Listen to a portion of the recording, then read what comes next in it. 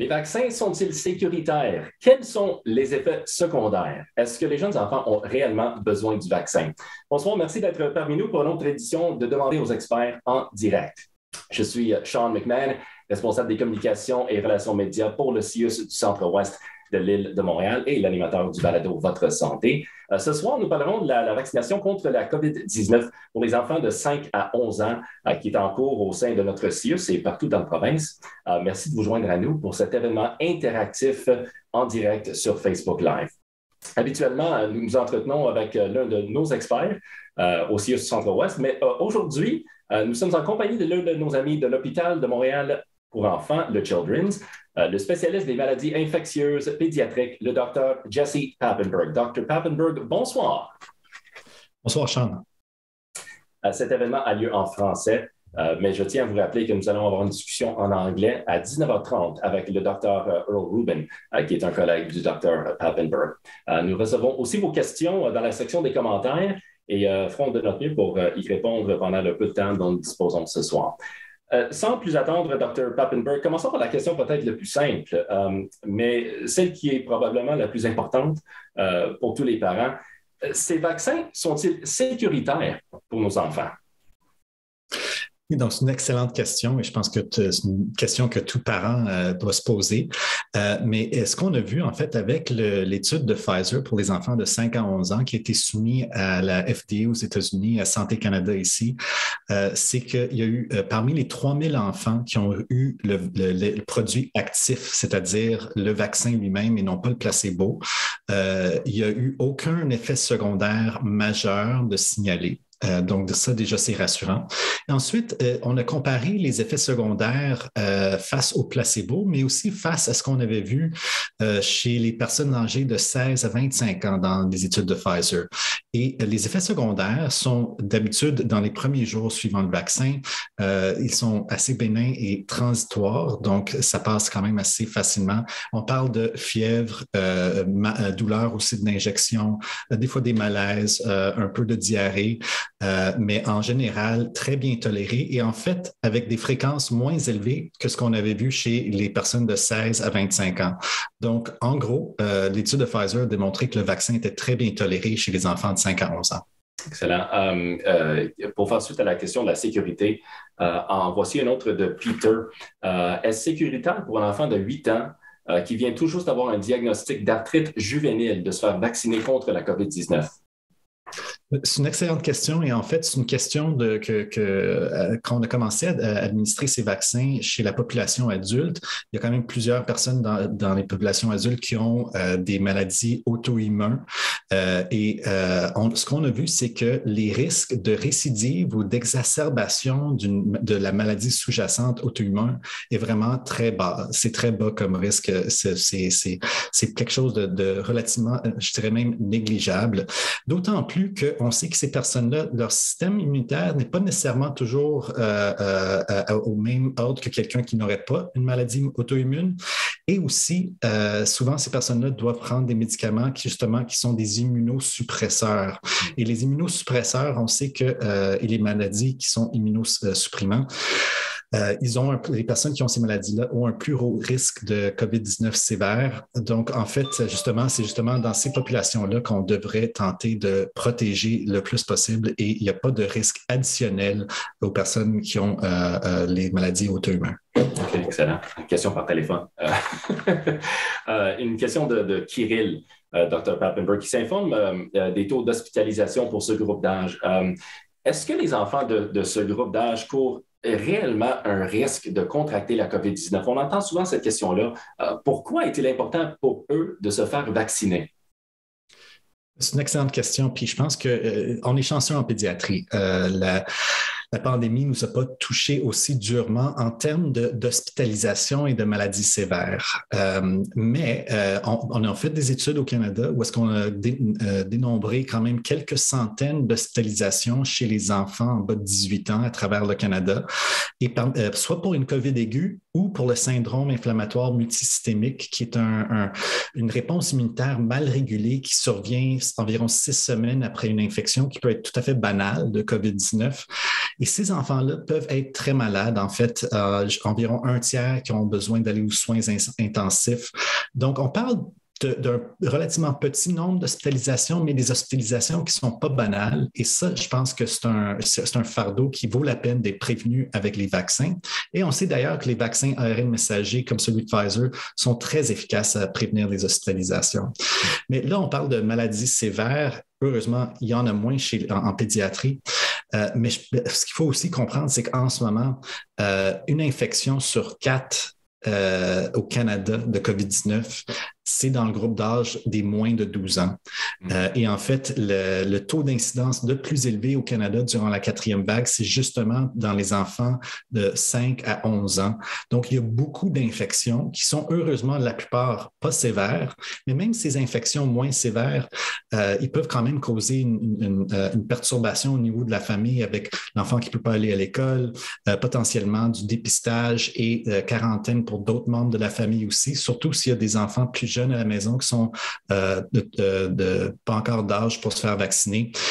Donc, je pense qu'au niveau de la famille, il y a des bénéfices à aller prévenir ces infections-là, même si la grande majorité, effectivement, n'auront pas besoin d'hospitalisation. Dieu merci. Si vous venez juste de vous joindre à nous, bonsoir. Merci d'être parmi nous pour cet événement interactif demandé aux experts en direct avec le Dr. Jesse Papenburg, spécialiste des maladies infectieuses pédiatriques à l'hôpital de Montréal pour enfants, le Children's. Je reviens, Dr. Papenburg, sur les effets secondaires. Je sais que quand mes enfants, ils ont 9 ans, 6 ans, ont été vaccinés il n'y a pas longtemps, ils ont eu un peu mal au bras jusqu'au lendemain, mais c'est à peu près tout. Qu'est-ce qui se passe habituellement? On a touché ça un peu parce que là, j'ai Kirill qui a posé une question complémentaire au sujet des effets secondaires graves entraînés par le vaccin, comme par exemple la myocardite. Oui, et c'est une bonne question parce qu'effectivement, ce qui a été observé avec les adolescents et les jeunes adultes, que la deuxième dose de vaccin ARN messager, soit celui de Moderna ou celui de Pfizer, était associée à un risque de myocardite, en particulier chez les garçons, plus que chez les filles. Mais le plus haut taux, on parle de peut-être un risque de 1 dans 10 000 parmi la tranche d'âge qui avait le plus haut taux chez les garçons pour la deuxième dose.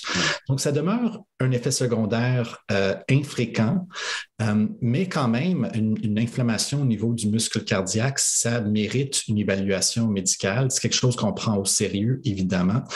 Heureusement, ce qu'on a pu voir avec ces myocardites associés à la vaccination, c'est qu'en fait, ils sont très transitoires et qui se résorbent par eux-mêmes sans même avoir besoin de traitement spécifique dans la grande majorité des cas.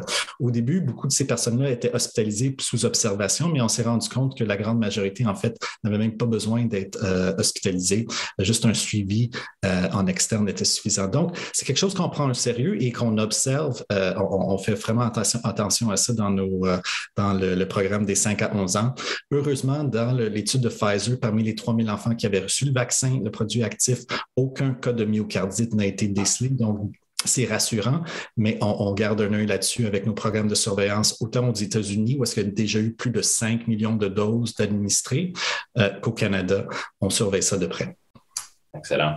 Je vous rappelle, si vous avez des questions dans la section des commentaires sur Facebook Live, je vous invite à nous donner vos questions pour Dr. Papenburg. If you're watching now in English and you're wondering, is there a session in English? Yes, there will be one coming up next with Dr. Papenburg's colleague, Dr. Rubin from the Montreal Children's. Dr. Papenburg, parlez-moi de la dose donnée aux enfants de 5 à 11 ans. En quoi diffère-t-elle de celle que vous et moi avons reçue? Et avec la différence, est-ce qu'il y a moins d'effets secondaires? On a touché un peu à ça aussi, mais c'est quoi vraiment, réellement, la différence entre les deux? Ouais.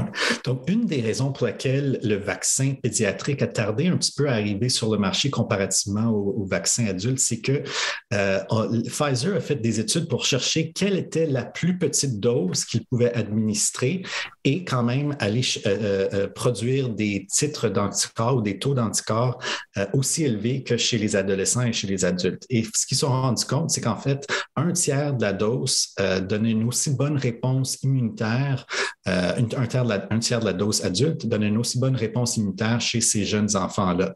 Et c'est quelque chose qu'on voit fréquemment en pédiatrie. Il y a d'autres vaccins aussi parce que justement, il y a une dose adulte adolescente et il y a une dose pour les plus jeunes enfants qui est plus petite parce que les jeunes enfants sont capables de monter une réponse immunitaire plus robuste face à un stimulus comme un vaccin. Et justement, quand on parle de plus petites doses, on a souvent affaire aussi à moins d'effets secondaires. Et c'est ce qu'on a observé, comme je mentionnais tantôt dans l'étude de Pfizer, qu'on comparait la fréquence des effets secondaires les plus habituels comme fièvre, douleur au site d'injection, fatigue, diarrhée. C'était moins fréquent chez les jeunes enfants que ce qu'on avait observé chez les ados et chez les jeunes adultes. Ces derniers temps, nous entendons beaucoup parler du nouveau variant Omicron. Vous et moi, on discutait il y a à peu près une semaine d'Omicron et il était peut-être encore un peu tôt pour en savoir plus. Mais est-ce que nous savons maintenant si le vaccin nous protège, nous et nos enfants, de ce variant? En fait, on commence à avoir un peu de données in vitro, c'est-à-dire des données de laboratoire où est-ce que des chercheurs ont essayé de voir le sang qui provenait de personnes qui avaient été vaccinées une fois, deux fois, trois fois. Est-ce qu'ils étaient capables de neutraliser le virus quand on le fait pousser en culture cellulaire? Et aussi avec des anticorps monoclonaux, est-ce que ces anticorps monoclonaux inhibent la croissance du virus? Mais pour ce qui est du vaccin de Pfizer, ce qu'on vient d'apprendre hier, je crois, ça se passe tellement vite, c'est que le sang des personnes vaccinées est capable d'inhiber la croissance du virus, mais moins bien que la croissance la souche originale Wuhan ou d'autres variants. Mais avec une deuxième ou une troisième dose, ça commence à s'apparenter.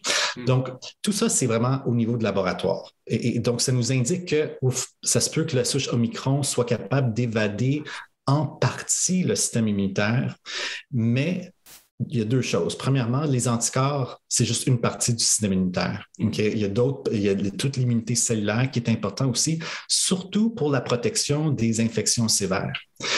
Deuxièmement, c'est que ce qui se passe au laboratoire, ce qu'on voit, c'est qu'il y a de la neutralisation du virus, mais moins que la souche originale Wuhan. Comment ça va se traduire dans la vraie vie?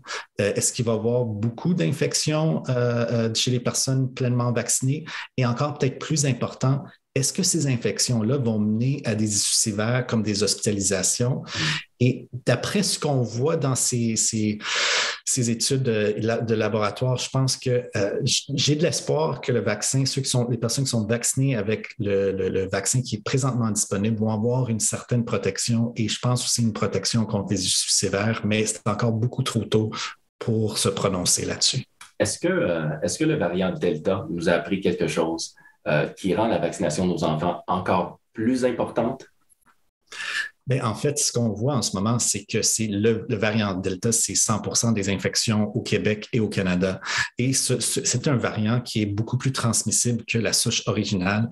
Et comme je mentionnais tout à l'heure, en ce moment, c'est vraiment la quatrième vague, c'est une vague des non-vaccinés.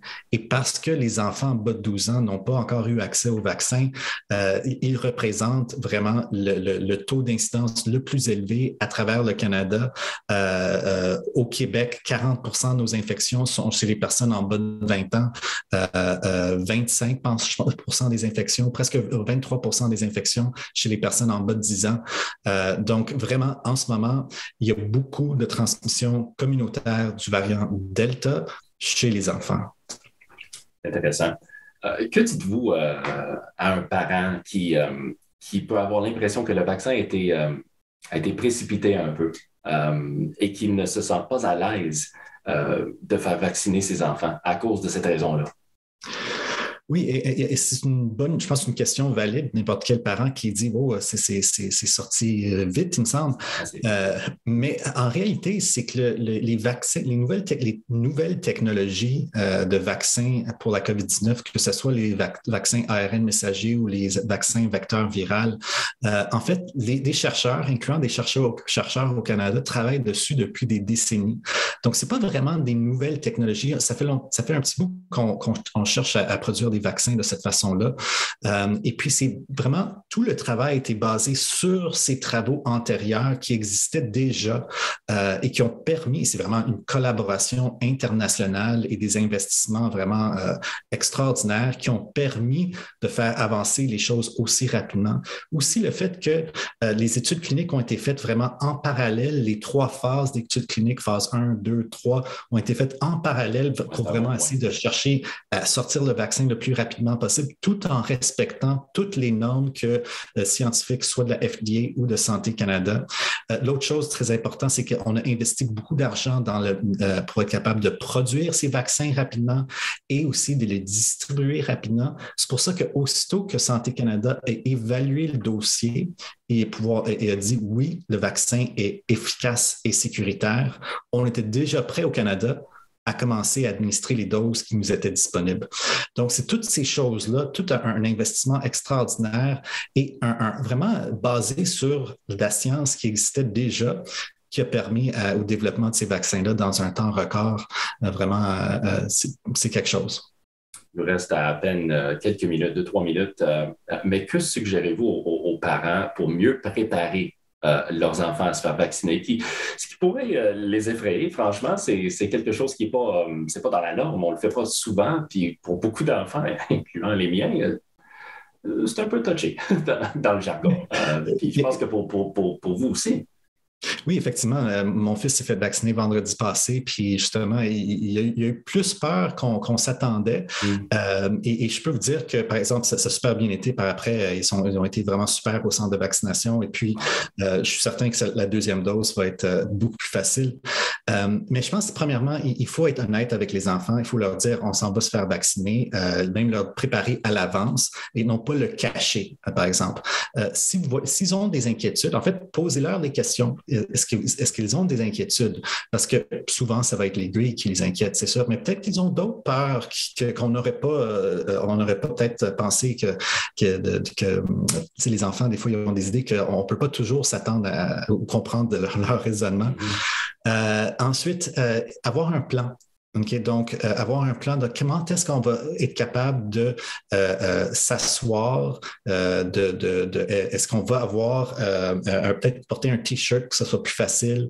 Il existe aussi des agents anesthésiants locaux qu'on peut acheter à la pharmacie. Il faut demander aux pharmaciens. Ils vont pouvoir vous indiquer où est-ce qu'il faut le placer avant une demi-heure à 60 minutes avant la vaccination.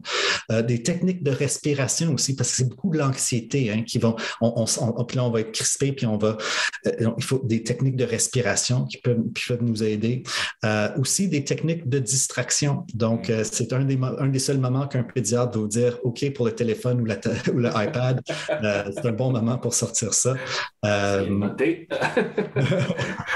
Donc, je pense que toutes ces choses-là, avoir un plan de match où est-ce que l'enfant aussi participe à dire, OK, oui, oui, le iPad, je vais jouer à tel jeu. Avoir aussi quelque chose pour après-vaccin, quelque chose de le fun qu'il va pouvoir faire, quelque chose auquel il va s'attendre, qui va l'intéresser, que ce soit un souper, que ce soit un jeu. Donc, toutes ces choses-là vont aider à minimiser l'anxiété et ensuite que ça se passe le plus facilement possible. Et en fait, ça me donne l'opportunité de dire qu'il y a plusieurs sites web, des ressources pour les parents canadiens qui ont été développés ici au Canada, ainsi que le ministère de Santé a un site web spécifiquement pour comment gérer la peur ou l'anxiété de la vaccination chez les enfants. Donc, le MSSS a un site web sur l'anxiété de vaccination chez les enfants. Il y a d'autres sites, plein de sites canadiens sur comment dealer avec la douleur de l'aiguille, l'anxiété par rapport à la vaccination. Je recommande aux parents d'aller voir ça. Moi-même, je suis allé sur ces sites-là justement pour avoir des idées comment gérer ça avec ma famille. En fait, notre équipe, on va partager quelques liens dans les commentaires. Donc, si vous cherchez un peu ces ressources-là, on va les partager. C'est un très bon point. Ça, c'est intéressant. J'aime beaucoup. En terminant rapidement, Dr. Papenbrook, c'est la période des fêtes et de fin d'année. Quel est votre avis de spécialistes au sujet des rassemblements, des précautions à prendre pour être aussi en sécurité que possible. Est-ce que cela rend la vaccination de nos enfants de 5 à 11 ans encore plus importante, considérant que dans pas longtemps, il va y avoir peut-être des rassemblements entre membres de famille, des amis. Qu'est-ce qu'on peut faire pour rester en sécurité le plus possible? Oui, c'est sûr que le temps des fêtes, c'est justement un moment de rassemblement particulier, des rassemblements intergénérationnels qui ont une importance aussi pour les familles qu'on n'a peut-être pas pu faire l'année passée. Puis là, beaucoup des personnes à haut risque ont été vaccinées, peut-être même que certains ont reçu leur troisième dose ou une dose de rappel. Donc, on a un certain niveau de protection. La vaccination des jeunes enfants de 5 à 11 ans, ça rajoute une couche supplémentaire à ça. Mais soyez conscients du fait que ça prend quand même 2 à 3 semaines avant de monter des niveaux d'anticorps protecteurs. Donc, cette première dose, elle protège, mais elle ne protège pas aussi bien que la deuxième dose, ni en termes de niveau d'anticorps, ni en termes de durée de la protection. Donc, ça prend 2 à 3 semaines après la première dose. Ensuite, je pense que le nombre de personnes au rassemblement, essaie de peut-être pas de minimiser si possible. Ensuite, on sait que la ventilation, c'est important. Donc, peut-être ouvrir les fenêtres pendant 10 minutes, une fois par heure, ça peut aussi aider à minimiser les risques. Et en fait, que les gens soient vaccinés, ça diminue le risque. Donc, on peut peut-être dire prôner les rapports avec les personnes pleinement vaccinées, ça diminue le risque. Donc, la vaccination des jeunes enfants, c'est une couche supplémentaire, mais il n'y a rien qui est 100%, malheureusement, avec la COVID-19. C'est bien dit. C'est déjà tout le temps que nous avons avec le Dr. Papenburg. Merci de vous être joint à nous pour une autre édition de Demander aux experts en direct. Merci de vos questions, de vos commentaires. J'espère que ces réponses ont été utiles. C'était vraiment fascinant, vraiment intéressant. Je vous rappelle que tous les détails sur la manière de recevoir le vaccin dans la région que nous desservons se trouvent à siuscentrewest.ca/vaccination COVID. Toujours important en terminant, Dr. Papenburg, d'aller chercher ces informations des sources qui sont fiables. C'est ça?